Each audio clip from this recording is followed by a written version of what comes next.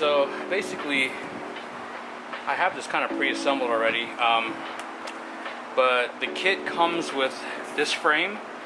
It comes with two of these little J hooks, and then it comes with two bolts that go here, and then it also comes with two well nuts that actually go on here, and then basically it just mounts up like this, and then you know, that's when you install your bolts. So the way it works is you want to align this first so that it's hooked on to the bumper.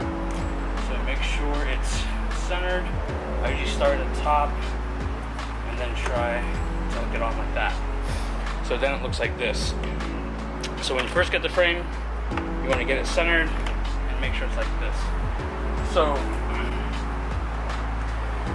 while it's centered, you can use a hole punch here, and you're gonna put your marks and put it right on the center.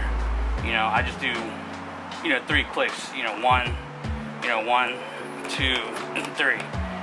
So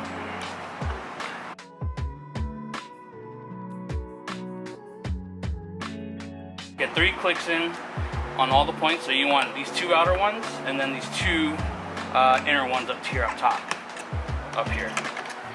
You want to start off, don't overdo it. You'd rather want to go shorter and then work your way up. So the 2 outer ones, I did about a ½ inch right there. So ½ inch, ½ inch, and this one pretty much, it's a whole inch on the top, pretty much all the way in for the most part. But I try not to go too much, but just enough to get it. It doesn't. The top ones don't even actually have to be that big. It's just enough for these holes to go through for the license plate bracket. And that's pretty much it. You're gonna have this is your well nut. So I actually put it together already. But this piece, the black rubber piece, the well nut actually goes into this hole. It should fit in there pretty snug. And then, you put your well nut on the other side, and once that is in, you're ready to mount your bracket. For me, I was stupid. I thought I wasn't paying attention, so I actually thought the well nut went up in an upper hole, and when I put it in, it just dropped right down.